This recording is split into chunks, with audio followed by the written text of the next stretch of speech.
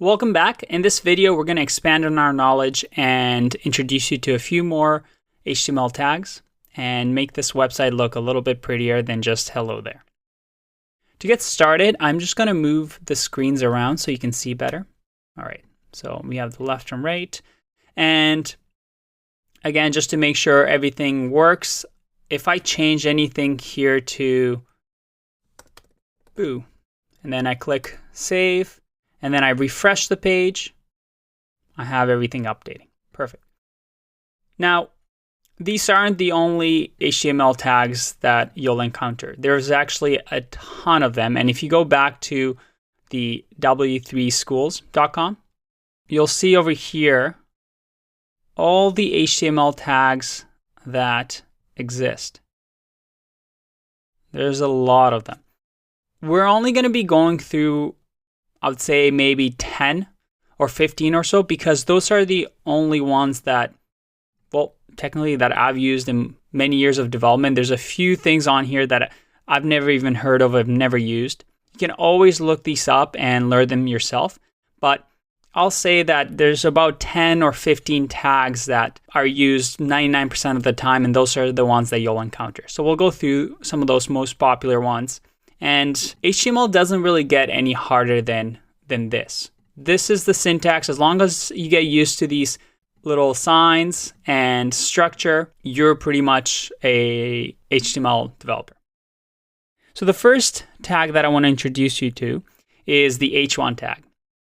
So the way that I have it here is actually not right. You want to make sure that everything is surrounded by a tag. So a web browser right now can see boo and just print out boo.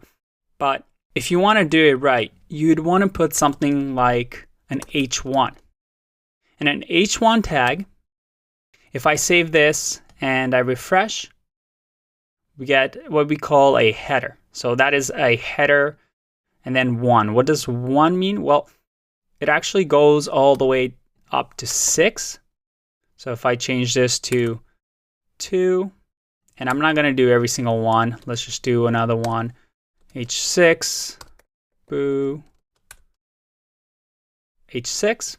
And if I save this and refresh the page, you can see that there's different sizes in the text. So that's the header tag. And again, if I scroll through the W3 schools and I go to the H, you see over here that there's the header tags explained here. And this website is really, really cool because you can actually click on try it yourself and you can play around with different things. Click run and it changes it for you. So again, this is a really, really good website for you to get familiar with all the tags. But again, we're going to stick to our website for now. Another thing that I want to introduce you to is something called a p tag or a paragraph tag. A paragraph tag lets you have paragraphs.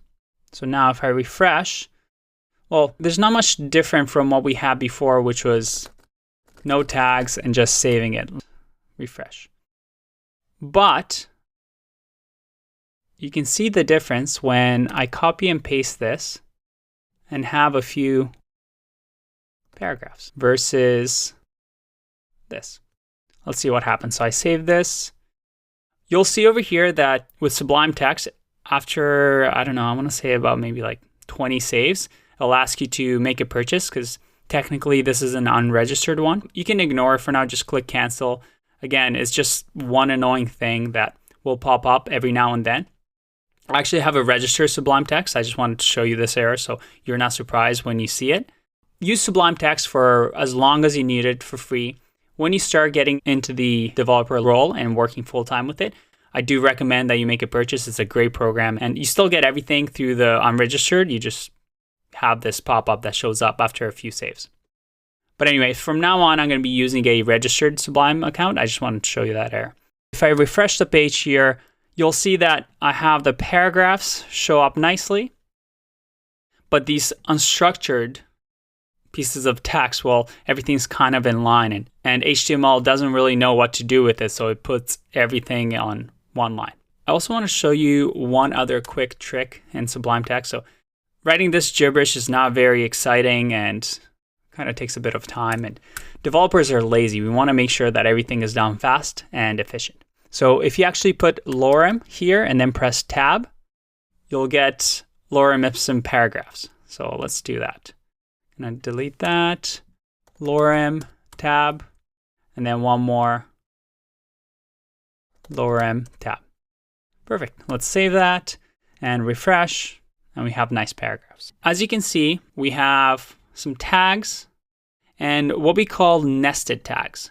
So you can see that the body is the parent, and Sublime Text actually lets you close and open these. So you have the body tag, you have the header tags, which are children of the body tag, and then we have p tags. A lot of people get confused in the naming. I've mentioned these as tags, so essentially anything that has this syntax is a tag, but this is called an H1 element. So that's when it's an entire block of functionality with content inside it. So again, tags, and then this is an H1 element. Again, it's just naming, but you'll hear tags and elements kind of used interchangeably, but those are the specific differences. All right, let's get into some of the more exciting things. Let's say, for example, I really want to emphasize lorem ipsum here. Well, I can use another tag, b tag, and then we close it at lorem ipsum. And let's make the screen here a little bit bigger just so you can see. There you go.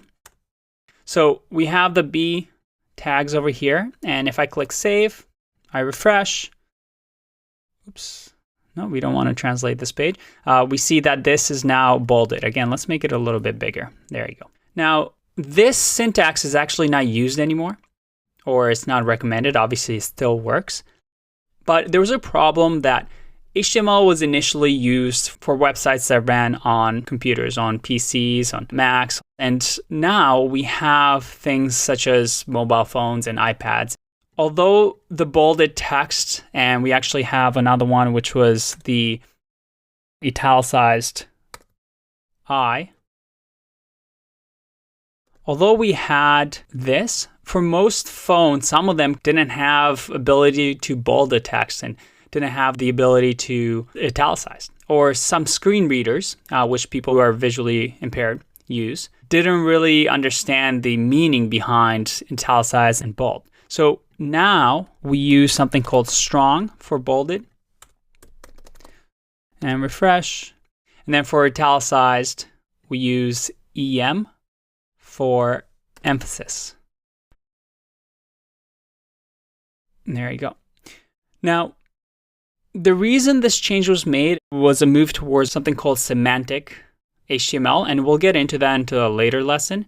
But just know that there's some tags that have evolved over the years, and it's part of why HTML5 exists. We'll get into that a little bit more, but just wanted to give you a quick note on that.